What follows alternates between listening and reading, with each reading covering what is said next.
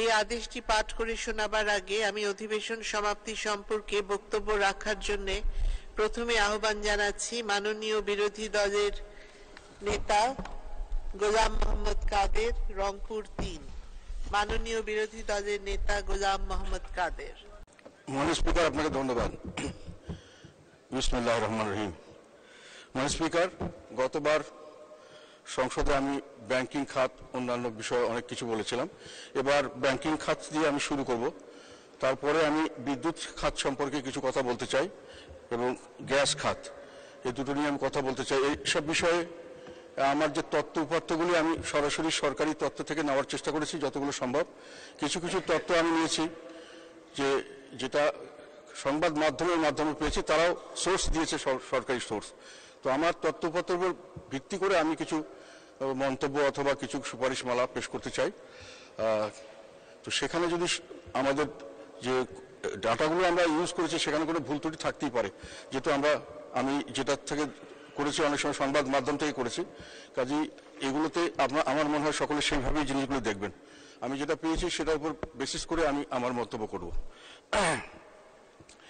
Banking খাতের ব্যাপারে আমি গতবার যখন কথা বলেছিলাম অনেক কিছু, এই খেলাফি ঋণের কথা, বিভিন্নভাবে ব্যাংকের টাকা বাইরে পাচার হয়ে যাচ্ছে, ব্যাংকগুলো আস্তে আস্তে বন্ধ হয়ে যাচ্ছে।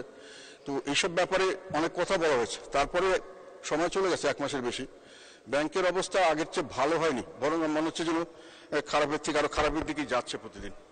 তো এখন এটার বিষয়ে যেটা মনে হচ্ছে সেটার আমাদের তো কথা বলার দরকার, বলছি। উন্নতি তেমন কিছু হচ্ছে না। এই বিষয়ে একটা কথা আমি এখানে একটু কোট করতে চাই, একটা আমার কাছে ভালো লেগেছে, খুব প্রাসঙ্গিক। একজন আমাদের সাবেক তত্ত্বাবধায়ক সরকারের উপদেষ্টা, বিশিষ্ট অর্থনীতিবিদ হোসেন জিল্লুর গত 4 মে একটা জায়গায় সেমিনারে রাজনীতি অর্থনীতি বাংলাদেশ এখন, এই ব্যাপারে কিছু কথা বলেছেন। কথাগুলো খুব প্রাসঙ্গিক জন্য আমি একটু কোট করতে চাই মাননীয় স্পিকার। উনি বলেছেন, কোট, ব্যাংকিং খাতে নীতি তৈরি করা হচ্ছে নির্দিষ্ট কোনো দুর্নীতি করার জন্য। দুর্নীতি এখন আমাদের সিস্টেমে, ব্যবস্থাপনায় যুক্ত হয়ে গিয়েছে। তিনি আরো বলেছেন, কোট, গত 15 বছরে দেশের রাজনীতি অর্থনীতির মধ্যে সম্পর্কটা কেমন হয়েছে তার একটি বিশ্লেষণ হওয়া প্রয়োজন। আমরা শুনে থাকি উন্নয়ন হয়েছে, দুর্নীতি হয়েছে। এমন কথা প্রচলন আছে মাঠে যে উন্নয়ন হলে দুর্নীতি কিছুটা হবে, কিন্তু দুর্নীতি এখন আমাদের ব্যবস্থাপনায় যুক্ত হয়ে গেছে। দুর্নীতি বেড়ে যাওয়ার আরেক কারণ জবাবদিহিতা না থাকা। সরকার ও প্রশাসনের জবাবদিহিমূলক আচরণ অনুপস্থিত হওয়ার কারণ হচ্ছে আমাদের নির্বাচনী ব্যবস্থা। মন্তব্য করে তিনি বলেন, শুধু 7ই জানুয়ারি নির্বাচন নয়, অতীতের ধারাবাহিকতায় দেখেছি নির্বাচনী ভোটটা অনুপস্থিত হয়ে গেছে। মাননীয় স্পিকার, এটা তার কথা। যশোরের হাইটেক পার্ক এখন কমিউনিটি সেন্টারের জন্য ভাড়া দিতে হচ্ছে মন্তব্য করে জিল্লুর রহমান বলেন, গত 15 বছরে উন্নয়নের অর্থায়নটা ঋণ নির্ভর হয়ে গেছে। উন্নয়ন খরচের অদক্ষতা অনেক বেড়ে গেছে। একদিকে ঋণ নির্ভর উন্নয়ন, আমাদের ব্যবস্থাপনা একীভূত হয়ে গেছে। ব্যাংকিং খাতে নিয়ম নীতি তৈরি হচ্ছে দুর্নীতির প্রয়োজনে। নীতি তৈরি করা হচ্ছে নির্দিষ্ট কোনো দুর্নীতি করতে। দুর্নীতি ধরা পড়লেও তাদের বিচার হচ্ছে না। মন্তব্য করে তিনি বলেন, আপনি দুর্নীতি করছেন, সমস্যা নেই, বলা হচ্ছে করিস না। যেভাবে দুর্নীতি আমাদের সিস্টেমে একীভূত হয়ে গেছে। বৈদেশিক মুদ্রা রিজার্ভ ধরে রাখতে পারছি না, আমদানি নিয়ন্ত্রণ করা হচ্ছে। এগুলো অদক্ষ অর্থনীতির কুশাসন। এর পরিণতি সম্পর্কে তিনি বলেন, সামষ্টিক অর্থনীতিতে এক ধরনের শূন্যতা তৈরি আবার দেখতে পাচ্ছি। আর্থিক হিসাবে কিন্তু ঘাটতি এখনো আছে। কর্মসংস্থানের জন্য শিক্ষিত যুবকরা দেশ ছাড়ছেন। এতে ব্রেন ড্রেন হচ্ছে, মধ্যম আয়ের দেশে পরিণত হওয়ার সময় এটি আকাঙ্ক্ষিত নয়। আনকোট। মাননীয় স্পিকার, এই ব্যাংকিং খাত নিয়ে কথাটা যেহেতু এসছে, আমি সেই জন্যই আবার এখানে বলতে চাই যে আমার কাছে একটা এনআরবিসি ব্যাংক, তাদের 13 জন স্টক স্পন্সর, উদ্যোক্তা পরিচালক এবং পরিচালক, তারা শেয়ার হোল্ডার পরিচালক, তারা আমাকে একটা পত্র দিয়েছে 30 এপ্রিল 2024। সেখানে তারা আমাকে বলেছেন যে এই ব্যাংকটা দুর্নীতিতে ডুবে যাচ্ছে। বিভিন্নভাবে আমরা অনেক আশা করে এখানে অনেক লগ্নি করেছি, অনেক টাকা এখানে দিয়েছি, কিন্তু এই ব্যাংকটার যে অবস্থা দেখা যাচ্ছে, এই টাকা আমরা ভবিষ্যতে আর এই ব্যাংক থাকবে কিনা, আমরা টাকা পাবো কিনা জানি না। তো সেই কারণে তারা আমার কাছে কিছু করার জন্য দিয়েছেন। এখন আমার তো করার এখতিয়ার খুবই কম। আমি সংসদে যেহেতু আছি, বিরোধী নেতা হিসাবে সংসদে হয়তো তুলে ধরতে পারি। সেই কারণে আমি এখানে জিনিসটা তুলে ধরতে চাচ্ছি। ওনারা যেটা বলেছেন সেটা হলো, ওনারা এখন বিভিন্নভাবে ওনাদের সমস্যাগুলো সম্পর্কে ওনারা ব্যাংকের গভর্নর, ডেপুটি গভর্নর ইত্যাদিকে বলেছেন প্রায় মার্চ মাসে 2022 সালে। বিভিন্ন সময় বলার পরে এটার ব্যাপারে গভর্নর সাহেব কিছু অ্যাকশনও নিয়েছিলেন এবং তারপরে একটা বাংলাদেশ ব্যাংকের financial integrity and customer services department, vigilance and anti fraud ডিভিশনতে বিশেষ পরিচালনা টিম গঠন করে পরিচালনা পরিষদ করা হয় এবং এটা একটা ইন্সপেকশন টিম করে ইন্সপেকশন করা হয়েছে। সেখানে প্রায় 15 দিন ইন্সপেকশন করার পরে সেই টিম একটা রিপোর্ট দিয়েছে এবং সেখানে অনেক অভিযোগকে তাদের জানা মতো এবং তারা আমাকে যেটা বলতে চেয়েছে নিশ্চিত করেছেন যে অনেক অভিযোগ প্রমাণিত হয়েছে এবং তারা সেখানে সুপারিশ করেছেন কিছু সুনির্দিষ্ট এখানে অ্যাকশনে যাওয়ার জন্য। কিন্তু এই বিষয়ে আর কোনো পদ্মাবধি আর কোনো কিছু হয়নি। তারা আমাকে যে এখন কথা হলো সেখানে তারা বলছেন যে এখানে আমরা বলেছি কথাগুলো, ব্যাংকের বর্তমান শীর্ষ নেতৃত্বের দুর্নীতি অনিয়মের কথা বলা হয়েছে তদন্ত প্রতিবেদনে। পরিচালকদের মালিকানাধীন প্রতিষ্ঠানের মাধ্যমে ব্যাংকের চুক্তিভিত্তিক নিয়োগ, কমিশন বাণিজ্য কর্মকর্তা নিয়োগ, চেয়ারম্যানের অবৈধভাবে 2টি কার্যালয় ব্যবহার, পছন্দের কর্মকর্তার অস্বাভাবিক ইনক্রিমেন্ট, পদোন্নতি, কেন্দ্রীয় ব্যাংকের আউটসোর্সিং নীতিমালা লঙ্ঘন, বাংলাদেশ ব্যাংকের উপর প্রভাব বিস্তারের জন্য বাংলাদেশ ব্যাংকের বড় কর্তাদের আত্মীয় স্বজনদের অভিজ্ঞতা ছাড়াই ব্যাংকে গুরুত্বপূর্ণ পদে নিয়োগ সহ বিভিন্ন অনিয়মের উপর বিস্তারিত রিপোর্ট করা হয়েছে বলে তারা আমাকে জানিয়েছে। সেগুলো ইন্সপেকশন রিপোর্টে বেরিয়েছে এবং সেটা তারা বলেছেন আমাকে যে তারা এটা জানেন যে তাদের এটা জানানো হয়েছে বাংলাদেশ ব্যাংকে, কিন্তু কোনো ব্যবস্থা নেওয়া হয়নি। তো দীর্ঘদিন অপেক্ষা করার পরে আমি যেটা বুঝতে পারলাম তাদের কথায়, তারা বিভিন্ন সংবাদ মাধ্যমে গেছেন, দৌড়ে দৌড়ে ঘুরেছেন এবং সেখানে বিভিন্ন পত্রিকায় বিশালভাবে খবর এসছে। সেগুলো আমাকে ওনারা কাটিং দিয়েছেন, আমি দেখলাম। সেটা হলো অক্টোবর মাস 2023 সালে আজকের পত্রিকা এসছে, যিনি রক্ষক তিনি এখন ভক্ষক।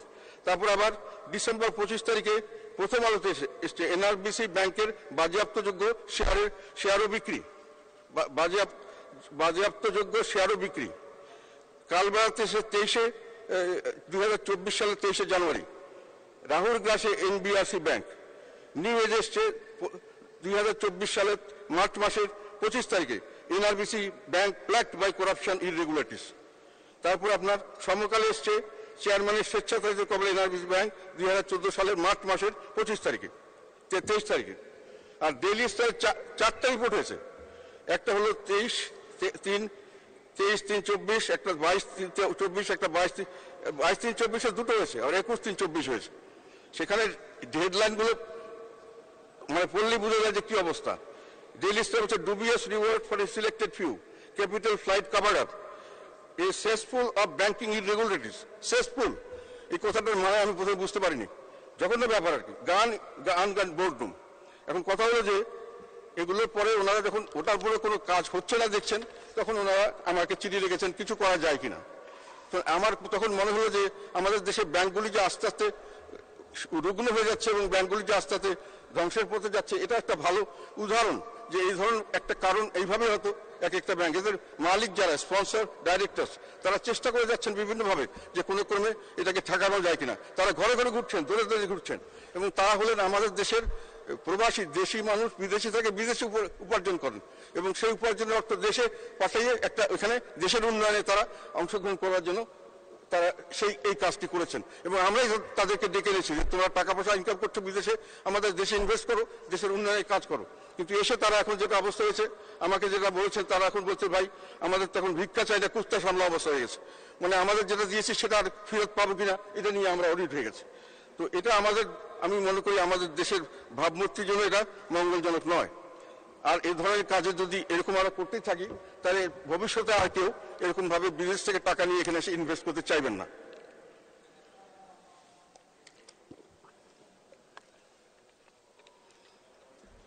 মানে স্পিকার, এভাবেই কিন্তু আমরা আমাদের জনগণের শুভ চেতনাগুলি কিছু মানুষের লোভ, অদক্ষতা ও অদূরদর্শিতার কারণে ধ্বংস করে ফেলছে। আমরা ম্যানেজ করতে পারছি না, মানুষে এগিয়ে আসছে আমাদের সাহায্য করার জন্য, আমরা তাই গ্রহণ করতে পারছি না। সেই জন্য আমি অনুরোধ করছি এনআরবিসি ব্যাংকের অনিয়ম, অব্যবস্থাপনা, দুর্নীতি যে অভিযোগ সেগুলো খতিয়ে দেখার ব্যবস্থা নেওয়া উচিত। আমার ধারণা বাংলাদেশ ব্যাংক অথবা অর্থ মন্ত্রণালয় যেটা ব্যাংকিং বিভাগ তাদের এটা দায়িত্ব। আমি প্রত্যাশা করব যে এই ভুক্তভোগীদের যে উদ্বেগ তার প্রমোশনের জন্য প্রশমনের জন্য তারা কিছু কাজ করবেন, নিরসনের জন্য তারা কিছু উদ্যোগ নেবেন।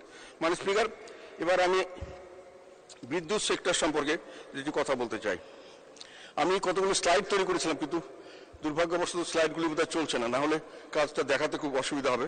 তবু আমি চেষ্টা করবো বলার জন্য। এটা কিছুদিন আগেও আমরা দেখলাম, মানে লোডশেডিং হচ্ছে শহরের তুলনায় গ্রাম অঞ্চলে বেশি লোডশেডিং, শিল্পাঞ্চলেও লোডশেডিং হয়েছে। এটা নিয়ে কথা হয়েছে, সংসদে অনেক কথা হয়েছে। আমরা যেটা জানলাম পরবর্তীতে খোঁজ খবর নিয়ে, যে আমাদের দৈনিক প্রয়োজন হয় 13 থেকে 17,000 মেগাওয়াট, আর উৎপাদন হচ্ছে 13 থেকে 15,000 মেগাওয়াট। 29 এপ্রিল সবচেয়ে বেশি, লাস্ট এটা রিপোর্ট পেলাম যে 3,000 মেগাওয়াটের বেশি লোডশেডিং হয়েছে। এখন এই কারণে আমার মনে হলো যে এই এতদিন থেকে আমরা অনেকভাবে এই পাওয়ার সেক্টরটাকে ডেভেলপ করার চেষ্টা করছি, অনেক ধরনের সুযোগ সুবিধা দেওয়া হচ্ছে পাওয়ার সেক্টরে, কিন্তু আলটিমেটলি কি লাভ হলো এটা একটা মূল্যায়ন করা উচিত বলে আমি মনে করেছি, সেই জন্য এগুলো করেছি। সেটা দেখা যাচ্ছে যে আমি খোঁজ নিয়ে দেখলাম যে অনেকে বলছেন না লোডশেডিং হচ্ছে না, সংসদে প্রশ্ন আসছে, মন্ত্রী বলেছেন, মাননীয় মন্ত্রী বলছেন লোডশেডিং হচ্ছে না। তো আমি নিজে বিভিন্ন জায়গায় টেলিফোন করলাম, বিভিন্ন জায়গায় খোঁজ নিলাম, নিউজ পেপার কাটিং দেখলাম সব জায়গায়। সেখানে দেখা গেল যে বিভিন্ন পত্রিকার ঢাকা পাওয়ার ডিস্ট্রিবিউশন কোম্পানি এবং ঢাকা ইলেকট্রিক সাপ্লাইয়ের তথ্য অনুযায়ী রাজধানী ঢাকায় বিদ্যুৎ সরবরাহের কোনো ঘাটতি ছিল না। শুধু এরা বলছে যে কিছু এলাকায় বিদ্যুৎ বিভ্রাট হচ্ছে গ্রিড ত্রুটির কারণে। 29 এপ্রিল বসুন্ধরার পাশাপাশি এলাকায় কয়েক ঘন্টা বিদ্যুৎ সরবরাহ পারেনি ডেস্কো, এটা তারা স্বীকার করেছে। যেটা কিন্তু লোডশেডিংটা শহরে হয়নি, ঢাকার বাইরে বিদ্যুৎ সরবরাহ করে পাওয়ার ডিস্ট্রিবিউশন কোম্পানি পিডিবি, তারপরে করে west zone power distribution company, northern electric supply company এবং রুরাল ইলেকট্রিবিউশন বোর্ড। এর মধ্যে দেশের অধিকাংশ গ্রামাঞ্চলে বিদ্যুৎ সরবরাহ করে রুরাল ইলেকট্রিফিকেশন বোর্ড। লোডশেডিংয়ে ভুগছে এই সংস্থায় মূলত, এবং এই গ্রাহকদের 55% আপনার লোডশেডিং বিদ্যুৎ পায়নি এই সময়টায়। তীব্র দাবদাহের ওঠামায় গ্রাম অঞ্চলের মানুষ সবচেয়ে বেশি লোডশেডিং ভোগ করেছে।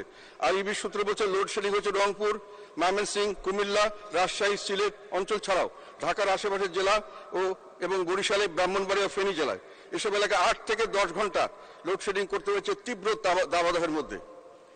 শিল্প কারখানায় লোডশেডিং না করার জন্য সরকারের নির্দেশনা ছিল, তা থাকলেও এটা পুরোপুরি মানা হয়নি। গাজীপুর মহানগরের নওজোর এলাকার তোহা ফ্যাশন লিমিটেড কারখানা মহাব্যবস্থাপক কবিরুল হাসান বলেন 6-7 ঘন্টা লোডশেডিং থাকে। জেনারেটর চালু রাখলে মাসে 15 লাখ টাকার ডিজেল লাগতো, এখন 30 থেকে 35 লাখ টাকা ডিজেল খরচ করতে হচ্ছে। বগুড়া বিসিক শিল্প মালিক সমিতির সভাপতি আজিজুর রহমান বলেন স্বাভাবিক সময়ের চেয়ে শিল্প কারখানায় উৎপাদন অর্ধেক কমে গেছে। বগুড়া পল্লী বিদ্যুৎ সমিতি 1-এর মহাব্যবস্থাপক মনোয়ারুল ইসলাম ফারাজি বলেন গড়ে 30% বিদ্যুৎ সরবরাহ কম পাচ্ছি, দিনে রাতে 8 ঘন্টা পর্যন্ত লোডশেডিং হচ্ছে। 2010 সালে বিদ্যুৎ ও জ্বালানি সংকট মোকাবেলার জন্য 2 বছর, এখন আমি এটা সমস্যাগুলো বললাম যে লোডশেডিং বন্ধ হয়নি, আমাদের বিদ্যুৎ খাতের যেটা সমস্যা এখনো রয়ে গেছে। সেখানে আমরা কি থেকে শুরু করেছিলাম এটা নিয়ে আমি বলতে চাই মাননীয় স্পিকার। 2010 সালে বিদ্যুৎ ও জ্বালানি সংকট মোকাবেলার জন্য তখন একটা এই ধরনের বিরাট লোডশেডিং এর অবস্থা হয়ে গেছিল, ঘরে ঘরে একেবারে মানে কেরোসিনের লাঠি দিয়ে আমাদের ঘর চালাতে হচ্ছে, অনেক জায়গায় অনেক সমস্যা হচ্ছিল।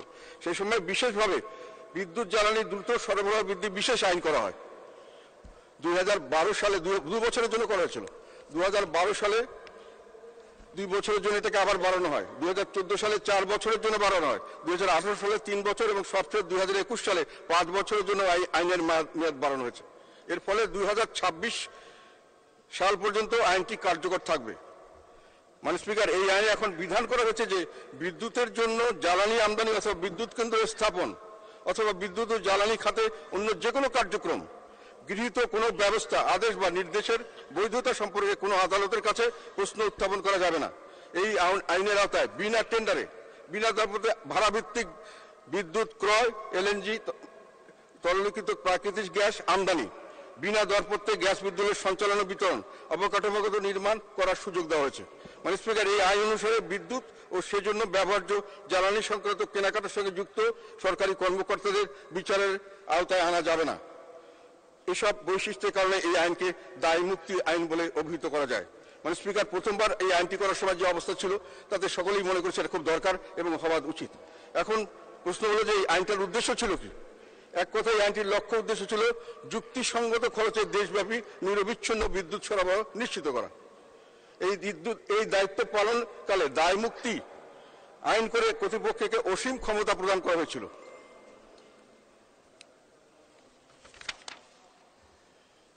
এখন বিদ্যুৎ সরবরাহের বর্তমান পরিস্থিতি 2014 সালে এখন এসে আমরা কি দেখছি?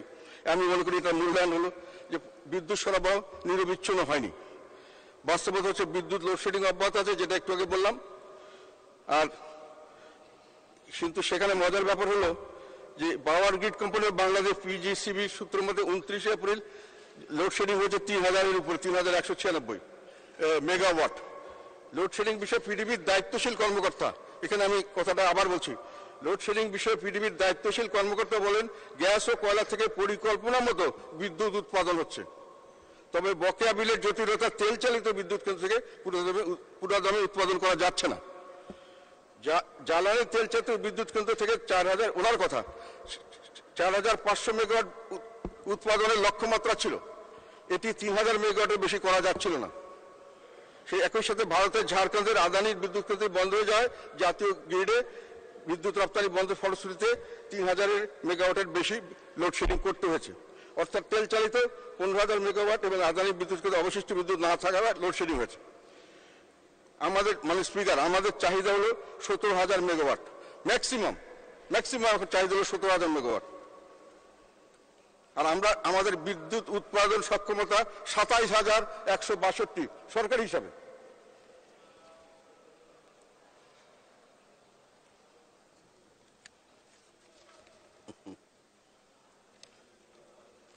প্রয়োজনের চেয়ে 10,000 মেগাওয়াটের উপর উৎপাদন ক্ষমতা বিদ্যুৎ কেন্দ্র বসে আছে। আর অর্থাৎ এই 10,000 মেগাওয়াট বিদ্যুতের উৎপাদন এবং সরবরাহের বিষয়টি আমার এখন কথাটা আসলো যে এই 10,000 যখন ওনাদের স্টকে আছেন, যে ক্যাপাসিটি আছে আমাদের, তখন উনি কর্মকর্তা পরিকল্পনা যখন প্রণয়ন করলেন, তখন এই চিন্তা তাদের মাথায় আসলো না কেন যে এই 10,000 তো আমার এখানে বসে আছে, এটা আমি কেন ব্যবহার করছি না? এই অতিরিক্ত উৎপাদনক্ষম বিদ্যুৎ কেন্দ্রসমূহ বেসরকারি খাতে অনেক বেশি সুযোগ সুবিধা দিয়ে দেওয়া হচ্ছে শুধুমাত্র এই ধরনের পরিস্থিতি মোকাবেলা করে নিরবিচ্ছিন্নভাবে বিদ্যুৎ দেওয়ার জন্য। এখন অনুসন্ধানে দেখা যায়, স্পিকার, ভেরি ইন্টারেস্টিং,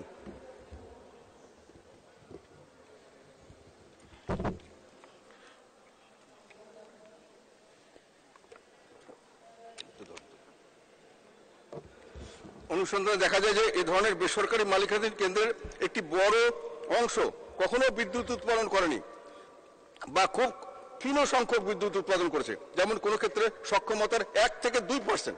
এগুলো সরকারি হিসাব, স্পিকার, এটা আমার কথা না। অর্থাৎ কেন্দ্রগুলি অধিকাংশ সময় উৎপাদন বিহীন অলস সময় পার করেছে, সরকারি হিসাব।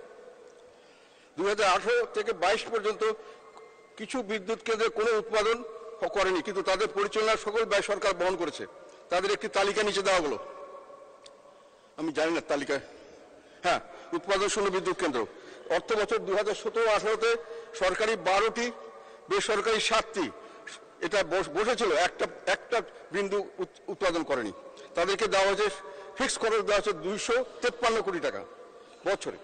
2018-19 সালে 12টি সরকারি এবং 13টি বেসরকারি বসেছিল, তাকে দেওয়া হচ্ছে 778 কোটি টাকা খরচ করা হয়েছে তাদের পিছনে। 2019-2020 সালে সরকারি ছিল 18টি, বেসরকারি 3টি বসেছিল, সম্পূর্ণ কোনো উৎপাদন করেনি, তাদেরকে দেওয়া হচ্ছে 1724 কোটি টাকা। এগুলো আমি সরকারি হিসাব থেকে বলছি, ডেইলি স্টার এটা এসছে, আমি জানি না সত্য না হলে সেটা খবর বের করা যাবে হয়তো। আমার কাছে যেটা খবর আছে সেটা এটি। 2020-21-এ 15টি সরকারি, বেসরকারি নাই, 3300, এটা বসেছিল 3034 কোটি টাকা, 334 কোটি টাকা তাদেরকে দেওয়া হয়েছে। 21-22-এ 13টি সরকারি, 3টি বেসরকারি বসেছিল, 733 কোটি দেওয়া হয়েছে। টোটাল 3822 কোটি টাকা দেওয়া হয়েছে। একটা পয়সা, একটা দিন, একটা কোনো বিদ্যুৎ উৎপাদন করা হয়নি। আবার 2021 থেকে 22 সাল পর্যন্ত দেশে 151টি বিদ্যুৎ কেন্দ্র ছিল, তার মধ্যে 22টি সরকারি ও 26টি বেসরকারি, অর্থাৎ সর্বমোট 68টি বিদ্যুৎ কেন্দ্র গত 5 অর্থ বছরে তাদের উৎপাদন সক্ষমতার 10% বা তার চেয়ে কম বিদ্যুৎ উৎপাদন করেছে, কিন্তু উৎপাদন না করে তাদেরকে পুরোপুরি ক্যাপাসিটি চার্জ সম্পূর্ণভাবে দিতে হয়েছে। এখন কথা হলো, আগে বলেছি, বর্তমানে দেশে বিদ্যুৎ উৎপাদন ক্ষমতা দাঁড়িয়েছে সরকারি হিসাবে 27162 মেগাওয়াট। এর মধ্যে 13500 মেগাওয়াট পর্যন্ত সাধারণত ব্যবহার করা হয়, কিন্তু সম্প্রতি এই হঠাৎ করে খুব গরম পড়াতে ব্যবহারটা বেড়ে গেছিল 16477 বা 17000-এর মতো, সেটাতে উৎপাদনে রেকর্ড করা হয়েছে। প্রায় 1000 বেশি মেগাওয়াট উৎপাদন ক্ষমতার বিদ্যুৎগুলি প্রায় 10,000 এর বেশি মেগাওয়াট ক্ষমতা সম্পন্ন বিদ্যুৎ কেন্দ্রগুলি বসেছিল। এ ধরনের বিদ্যুৎ কেন্দ্রগুলি উৎপাদন ছাড়াই ক্যাপাসিটি চার্জ প্রদান করা হচ্ছে। যদি তাদের উৎপাদন সক্ষমতা ব্যবহার যদিও অনেক সময় তাদেরকে দরকার ছিল, একটু আগে যেটা বললাম, কিন্তু অজ্ঞাতের কারণে সেটি করা হয়নি। আশঙ্কা হয় এগুলি সত্যিকার অর্থে এই বিদ্যুৎ কেন্দ্রগুলি কি সচল ছিল কোনো সময়, বা সচল অবস্থায় আছে এখনো?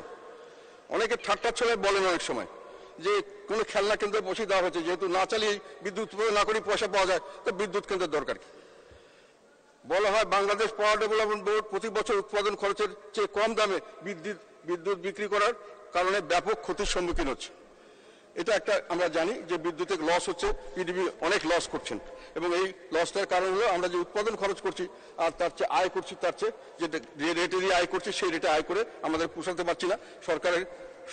আমাদের সরকারি পাবলিক কোষাগার থেকে আমাদেরকে ভর্তুকি দিতে হয়।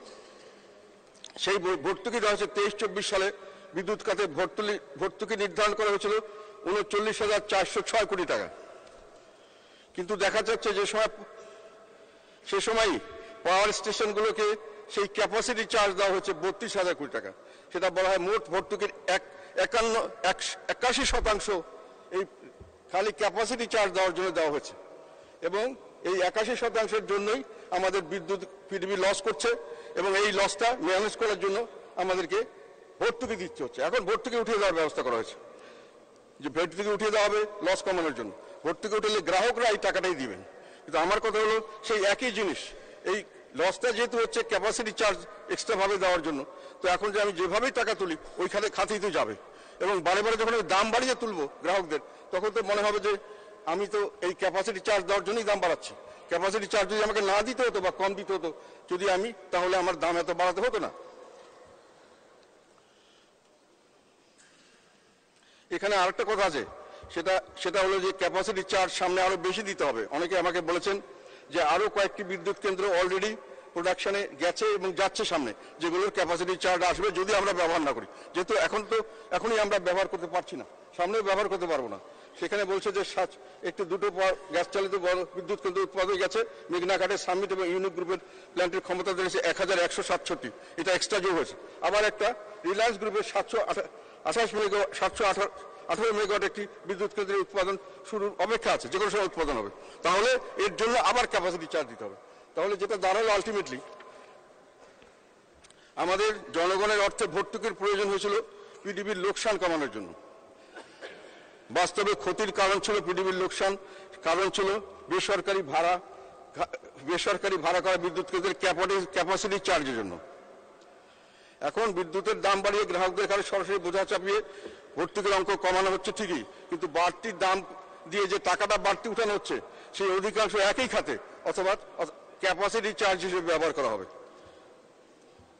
অর্থাৎ বিদ্যুৎ উৎপাদন না করে বসিয়ে রেখে বেসরকারি বিদ্যুৎ কেন্দ্রের জন্য তার মালিকদের বিদ্যুতের দাম বাড়িয়ে বাড়তি আদায়ের সিংহভাগই দেওয়া হবে। মানে স্পিকার, অন্য বললে বলা যায় বেসরকারি বিদ্যুৎ কেন্দ্র বসিয়ে রেখে যে ক্যাপাসিটি চার্জ ও অন্যান্য খরচ দেওয়া হচ্ছে সেটি বিদ্যুতের মূল্য বৃদ্ধির প্রধান কারণ।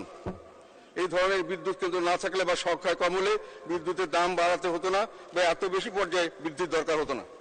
মানে স্পিকার, আমি 2010 থেকে 2024 পর্যন্ত বিদ্যুতের মূল্য বৃদ্ধির একটা চার্ট করেছি এখানে। হ্যাঁ, সেখানে দেখবেন যে 2010-এ যেটা 3 টাকা 73 পয়সা ছিল, সেটা 2024-এ 8 টাকা 70 পয়সা গড়ে আর কি দাম বেড়েছে, এবং প্রতি বছর বাড়ছে। এবং এখন IMF একটা কন্ডিশন দিয়েছে যে আরো বাড়াতে হবে, প্রতি বছর 3বার করে বাড়াতে হবে। এখন 3বার করে বাড়ায় আমরা টাকা দিব, এবং এরপরে এই টাকাগুলি আসলেই হয়তো দরকার ছিল কিনা, এই যে ক্যাপাসিটি বড় করে ক্যাপাসিটি তৈরি করা যেটা প্রয়োজন ছিল কিনা, এটা আমার মনে হয় এটা বিবেচনার করার এবং পরীক্ষা করার দরকার এসে গেছে। আমি বিদ্যুৎ সম্পর্কে আর দুটি কথা বলবো। মানে স্পিকার, যেখানে আমাদের বিদ্যুৎ চাহিদা বর্তমানে 13 থেকে সর্বোচ্চ 17,000 মেগাওয়াট, সেখানে 27,000 মেগাওয়াটের উপরে সক্ষমতা তৈরি করা হলো কেন? আমার জানা মতে সক্ষমতা বৃদ্ধি অব্যাহত আছে। এত প্রচুর অর্থ ব্যয় হচ্ছে, দেশি বিদেশি ঋণ বাড়ছে। বিদেশি ঋণের প্রায় 20% নেওয়া হয় বিদ্যুৎ খাতের জন্য। বিদ্যুৎ খাতের ব্যবহার বাড়ার জন্য যে অর্থনীতির যে গতি, সেটা তো আমরা লক্ষ্য করছি না। ফলে প্রশ্ন, কোন কি এস্টিমেটের ভিত্তিতে এই ডিমান্ড ক্যালকুলেশন করো, কি কোন ডিমান্ডের ভিত্তিতে এই এক্সট্রা ক্যাপাসিটি বাড়ানো হচ্ছে বা প্রোডাকশন বাড়ানো হচ্ছে, এটা আমার কাছে একটা প্রশ্ন। সাধারণ জনগণের হয়ে আমি এই প্রশ্নটা রাখতে চাই। অনেক বিশেষজ্ঞের মতে বিদ্যুৎ খাতে ক্যাপাসিটি চার্জ না করলে বিনিয়োগ আসবে না, এটা বলা হয়। কিন্তু অনেকে আমাকে বলেছেন যারা বিশেষজ্ঞ ইলেকট্রিক লাইনে কাজ করেন, বলছে কথাটা সর্বতভাবে সত্য নয়। আমাদের দেশে আমার জানা মতে আমরা কোনো সময় চেষ্টাই করিনি যে ক্যাপাসিটি চার্জ না দিয়েও বিনিয়োগ আনা যায় কিনা। হয়তো দেখা যেত যেখানে আনার সম্ভাবনা ছিল, কিন্তু আমরা সেটা জানি না। বেসরকারি বিদ্যুৎ কেন্দ্রগুলি দেশীয় মালিকানাধীন। এখানে আরেকটা প্রশ্ন আসছে, বারে বারে এই কথাগুলি অনেক সময় অনেক জায়গায় আমি শুনি, কিন্তু তাদের বিদেশি মুদ্রায় পেমেন্ট করার কতটা যুক্তিসঙ্গত? তারা তো দেশীয় ব্যবসা করছে, দেশীয় সবাই আমরা ব্যবসা বাণিজ্য করলে, দেশের ব্যবসা করলে দেশেই টাকা পাবো, আমরা বিদেশি মূল্যে কেন দেবো? আর একটা জিনিস হলো,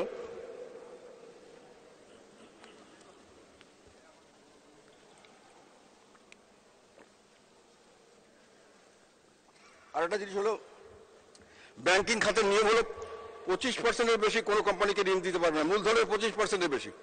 এখানে কিন্তু 100% তারা নিয়ে যাচ্ছে। তো এই ধরনের এক্সট্রাঅর্ডিনারি সুযোগ দিয়ে ব্যাংকিং খাতের উপর একটা বাড়তি ঝুঁকি সৃষ্টি করা হচ্ছে কিনা, এটা আমার প্রশ্ন মানে স্পিকার। তো আমি এই বিদ্যুৎ খাত সম্পর্কে এইটুকুই বললাম মানে স্পিকার। আমার যদি কথার মধ্যে কোনো ভুল থাকে, এগুলো তথ্য ভুল থাকে, তার জন্য আমি দুঃখিত। তবে আমি মনে করি যে এগুলো যাচাই করা দরকার এসে গেছে মানে স্পিকার। এবার আমি প্রাকৃতিক গ্যাস সরবরাহ পরিস্থিতি নিয়ে কিছু কথা বলতে চাই। এটাতে আমি যেটা দেখতে পাচ্ছি সেটা একটা ভয়াবহ পরিস্থিতি।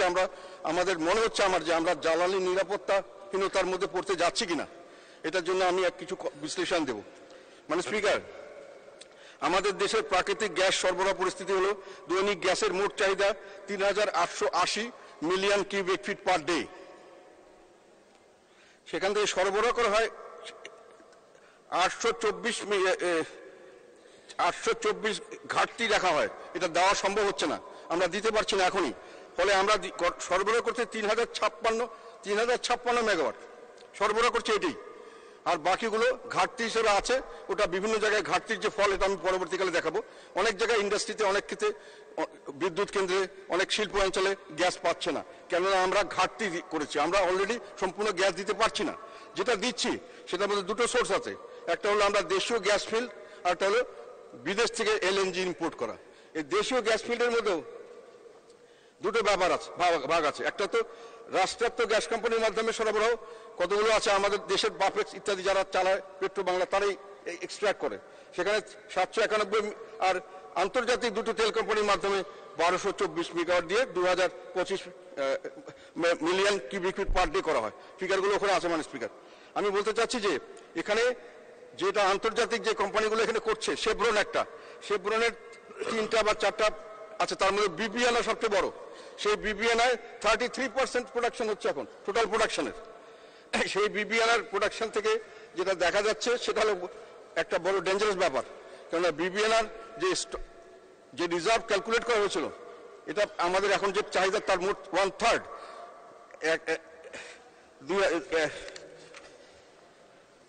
এটা এখন বিশাল একটা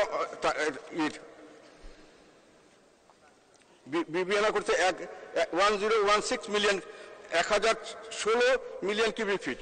এটাতে সার্ভে করে দেখা গেছে যে আমাদের এটার মজুদ যেটা ছিল প্রথমে হিসাব করা হয়েছিল 5.3 ট্রিলিয়ন কিউবিক ফিট, সেটা পরবর্তীকালে আবার অ্যাসেস করে 5.7 পাওয়া গেছে। তারপরেও আমাদের যে ব্যবহার করছে তার হিসাবে, সরকারি হিসাবে, এটা নভেম্বরের মধ্যে সম্পূর্ণ গ্যাস এক্সস্ট হয়ে যাওয়ার কথা, মানে এক্সস্ট হয়নি। এটা আমাদের সৌভাগ্য, 5-6 মাস চলছে, যে কোনো সময় এই গ্যাস ক্ষেত্রটি বন্ধ হয়ে যেতে পারে। তার মানে we are a very big risk. আমাদের একটা বিশাল অঙ্কের গ্যাস, এটা যে কোনো সময় বন্ধ হয়ে যেতে পারে, বিবিএনআই গ্যাস ফিল্ড। আর তাছাড়া কাজেই আমাদের যদি এটা কোনো কারণে বন্ধ হয়ে যায়, এগুলো আমি পেট্রো বাংলা থেকে অনেক চেষ্টা করে এই নিউজগুলো নিয়েছি, আমি জানি না সবাই জানেন কিনা, এগুলো হয়তো ভুল হলে আমি খুশি হব। কিন্তু বিবিএনআই তাদের লাইফ শেষ হয়ে গেছে, সার্ভে করে যে লাইফ ছিল সেই আবার পুনরায় সার্ভে করে যেটা পাওয়া গেছে, আগে ছিল সেপ্টেম্বর, এখন তারা বলছে নভেম্বর, এখন তারা বলছে নভেম্বরে সব শেষ, এখন আমাদের হিসাবে যে কোনো সময় এটা বন্ধ হয়ে যেতে পারে। তো সেখানে আমি যেটা বুঝতে পারছি সেটা হলো বর্তমানে ঘাটতি আছে আমাদের 824 মিলিয়ন কিউবিক ফিট।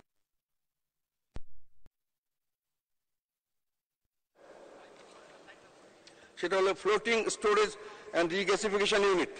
এটা এখন 500 মিলিয়ন কিউবিক ফিট করে দুটো আছে, সেই দুটো দিয়ে আমরা কাজ চালাচ্ছি। এখন এটা যদি আবার নতুন করে কিনতে হয় তাহলে আবার দুটোকে দিতে হবে, এবং যেটা আমাদের প্ল্যান্ট একটা তৈরি করা হচ্ছে অনশোর, এটা আরো 2-3 বছর লাগবে।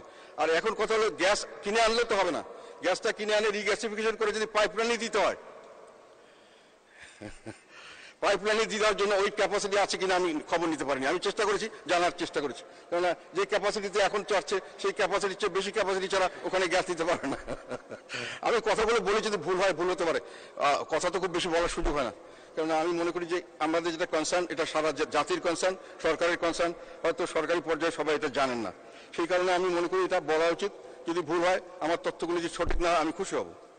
কাজে আমি মনে করছি আমরা একটা জ্বালানি নিরাপত্তাহীনতার দিকে যাচ্ছি, যে কোনো সময় জ্বালানি, এবং সেখানে হঠাৎ করে আমরা আনতে পারবো কিনা, এবং সেই জ্বালানি আনলে আবার এখানে দিতে পারবো কিনা, দেওয়ার পরে এটাকে সঞ্চালন লাইনে নিতে পারবো কিনা, এগুলো নিয়ে একটা সন্দেহ দেখা দিচ্ছে।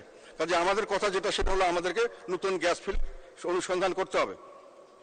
কেন এখন দেখা যাচ্ছে যে আমাদের লোকাল, আমাদের যে লোকাল এক্সপার্টাইজ আছে, যারা আমাদের কোম্পানি, তারা অনেক সস্তা দরে অনেক ভালো গ্যাস উত্তোলন করতে পারে, আমি হিসাবে দেখলাম। আর যেটা ফরেন কোম্পানি এসে করছে তারাও ভালো সস্তা দরে দিতে পারে, তাদের খরচটা বেশি হয়। আমাদের রাষ্ট্র 4 বছর হিসাবে দেখা গেছে রাষ্ট্রায়ত্ত গ্যাস উত্তোলন কোম্পানি 26% গ্যাস সরবরাহ করে, খরচ করে মাত্র খরচের 5.25%। 5% দিয়ে 26% সরবরাহ করে, আর আন্তর্জাতিক গ্যাস উত্তোলন করে 40% সরবরাহ করে, যারা আমাদের দেশেই আন্তর্জাতিক কোম্পানি, কিন্তু মোট ব্যয়ের 17% মতো তাদের ব্যয় দিতে হয়। আর এলএনজি আমদানি করে আমরা 34% এখন ম্যানেজ করছি, 33 থেকে 34% আমাদেরকে 77% টোটাল খরচ এলএনজি থেকে দিতে হয়। কাজে আমাদের দেশের প্রোডাকশন করার উচিত ছিল, আগের থেকে চেষ্টা করা উচিত ছিল। এখন আমার মনে হয় এখন হাই টাইম এটা করা হচ্ছে। আমি কালকে দেখলাম যে কতগুলো কন্ট্রাক্ট দেওয়া হচ্ছে কোম্পানির সঙ্গে, কিন্তু সেখানে কতদিন লাগবে কি হবে আমি জানি না। আগে দিলে আরো ভালো হতো, কেননা তেল এলপিজির যেটা এলএনজির দাম, আমাদের দেশের থেকে গ্যাস করলে আমাদের যদি 1 ইউনিটে $1 থেকে $3 খরচ হয়, দীর্ঘমেয়াদী চুক্তিতে হচ্ছে এখন $12 1 ইউনিট, মানে 1000 কিউবিক ফিট, 1 মিলিয়ন বিটিইউ। আর স্পট মার্কেট থেকে গেলে $35 থেকে $40 লাগে। সেটা যদি আমরা নিজের থেকে করি, অনেক অনেক সস্তা দরে আমরা করতে পারবো, এবং এটা এখন উত্তোলন করা দরকার। এবং সেখানে আমাদের দেশে প্রাকৃতিক গ্যাস পাওয়া গেছে, সেখানে আমি আমার হিসাবে বাংলাদেশের পশ্চিম ও দক্ষিণ এলাকায় অনাবিষ্কৃত গ্যাসের মজুদ রয়েছে। ইউএসজিএস অ্যান্ড পেট্রোবাংলা যৌথ জরিপে 32 TCF এবং 2018 সালে ডেনমার্ক এবং র্যাম্বোল পরামর্শ কোম্পানি জরিপে 34 TCF এর প্রাকৃতিক গ্যাসের মজুদ পাওয়া যাওয়ার সম্ভাবনা বলেছেন। এখানে অনুসন্ধান করা দরকার, এবং অনুসন্ধানের সময় আমি মনে করি যে অনুসন্ধানের সময় আমাদের দেশি কোম্পানিগুলো দিলে, দেশি কোম্পানিকে যত বেশি আমরা সুযোগ সুবিধা দিব তত আমরা লাভবান হব, এবং এটা যত তাড়াতাড়ি করা সম্ভব সেটা করা উচিত। তার জন্য হয়তো দরকার হলে এখানে যদি স্পেশাল কোনো ব্যবস্থা করতে হয় তাও করা উচিত, কেননা তাদেরকে অনেক সময় বলা হয় যে তারা এক্সপার্ট নয়, তারা পারে না, কিন্তু আমরা দেখেছি যে হিস্ট্রিক্যালি ফিগার আমি চেক করে দেখেছি যে তাদের যে কয়েকটাতে তারা করেছে সেখানে তারা যথেষ্ট ভালো করেছে। তারা 18টি কূপ খনন করে রাষ্ট্রায়ত্ত গ্যাস কোম্পানি 9টি গ্যাস পাওয়া গেছে, 50% সফলতা। আর তাদের খরচ হয়েছে 6,832 কোটি টাকা। আর আন্তর্জাতিক গ্যাস কোম্পানি আমাদের দেশে করেছে 56,545 কোটি টাকা। 8টি কূপ খনন করেছে, 2টিতে গ্যাস পাওয়া গেছে, তাদের সাকসেস রেট হলো 25%। তো আমার কথা হলো গ্যাস সেক্টরে এই কথা বলে আমি শেষ করতে চাই যে দেশীয় গ্যাস কোম্পানিগুলোকে গ্যাস অনুসন্ধানের ক্ষেত্রে প্রাধান্য দেওয়া উচিত আমাদের। বিদেশি কোম্পানিকে এ কাজে নিয়োজিত করা যেতে পারে, করা হচ্ছে, আমি কালকে দেখলাম, তবে আরো ভালো করে বেশি করে করা উচিত। আর গ্যাস অনুসন্ধানের মাধ্যমে গ্যাস প্রাপ্তি সাপেক্ষে আগামীতে বাংলাদেশের জ্বালানি নিরাপত্তা নির্ভরশীল বিষয়টি খুব সিরিয়াসলি এটা দেখা উচিত। আমরা গ্যাসের উপরে জ্বালানির বিষয়ে যথেষ্টভাবে নির্ভরশীল হয়ে গেছে। মানে স্পিকার, আমি এখানে আর 2-1টি কথা বলবো, আর বেশি কথা বলবো না। আমাদের কয়েকদিন আগে মেট্রো রেল হলো, আমরা সবাই খুশি হয়েছি, মেট্রো রেল নিয়ে আমরা খুব গর্বিত। কিন্তু আমি কয়েকটা জিনিস দেখতে চেষ্টা করলাম, সেখানে গিয়ে যেটা দেখলাম মেট্রো রেলের নির্মাণ খরচ অনেক বেশি হয়েছে পৃথিবীর যে কোনো জায়গার চেয়ে। হায়দ্রাবাদ ভারতে 316 কোটি টাকা পার কিলোমিটার খরচ হয়েছে, জয়পুরহাট ভারতে 346 কোটি টাকা পার কিলোমিটার খরচ হয়েছে। আহমেদাবাদ ভারতে 420 কোটি টাকা পার কিলোমিটার খরচ হয়েছে। বেঙ্গালুরু ভারতে 540 কোটি টাকা পার কিলোমিটার খরচ হয়েছে। Kolkata east West metro rail extension Hooghly নদীর নিচে দিয়ে গেছে, সেটা 110.8 কিলোমিটার 6 মার্চ উদ্বোধন হয়েছে, 1048 কোটি টাকা পার কিলোমিটার হয়েছে। আর দুবাইয়ে চালকবিহীন 70 কিলোমিটার, সেটা হচ্ছে 709 কোটি টাকা পার কিলোমিটার। আর আমাদের MRT 6 Uttara to Motijheel 21.6 kilometre খরচ হয়েছে 1534 কোটি টাকা পার কিলোমিটার। আর MRT গাবতলী 5 দাসেরকান্দি 17.2 কিলোমিটার 3175 কোটি টাকা কিলোমিটার পার কিলোমিটার খরচ। MRT 1 বিমানবন্দর কমলাপুর প্লাস পূর্বাচল 31 এবং 1682 কোটি টাকা পার কিলোমিটার খরচ হয়েছে। এগুলো সরকারি হিসাব। আর দুটো জিনিস আমি সবসময় বলি, এখনো বলছি, আমাদের দেশে কতগুলো জিনিসের মানুষের আস্তে আস্তে ভুলে যাচ্ছে। সেটা হলো আমাদের যে একটা বিরাট অঙ্কের চুরি হয়েছিল বাংলাদেশ ব্যাংকের রিজার্ভ চুরি হয়েছিল। রিজার্ভ চুরির তারিখ ছিল 4 ফেব্রুয়ারি 2016। চুরি হওয়া অর্থের পরিমাণ $81 মিলিয়ন। কিছু উদ্ধার হয়েছে 25 মিলিয়নের মতো। চুরির বিষয়ে মামলা হয়েছে 15 মার্চ 2016 সালে। মামলার সময় অতিবাহিত 8 বছর 1 মাস 21 দিন। তদন্ত প্রতিবেদন দাখিলের সময় পেছানো হয়েছে 78 বার। তো এইটা হলো যে আরেকটা, শুধু আমরা বারে বলি, একটি শেষ করব। মানে স্পিকার, সাগর রুনি হত্যাকাণ্ড হয়েছে 11 ফেব্রুয়ারি 2012, এটা গতবার আমি বলেছিলাম। সেখানে এখন 8 বার তদন্ত কর্মকর্তা পরিবর্তন করা হয়েছে, 108 বার তদন্ত প্রতিবেদনের তারিখ পরিবর্তন করেছে। মামলার বয়স হয়েছে 12 বছর 2 মাস 27 দিন, এখনো ইনকোয়ারি শুরু হয়নি। তো এগুলো আমি মনে করি যে এগুলো বিচার, justice delayed is justice denied. বিলম্বিত বিচারহীনতা সৃষ্টি করে। বিচারহীনতার সংস্কৃতি আমরা তৈরি করছি কিনা, এই বিষয়টি আমাকে ভাবিয়ে তোলে অনেক সময়। সেই জন্যই কথাগুলো বললাম। মানে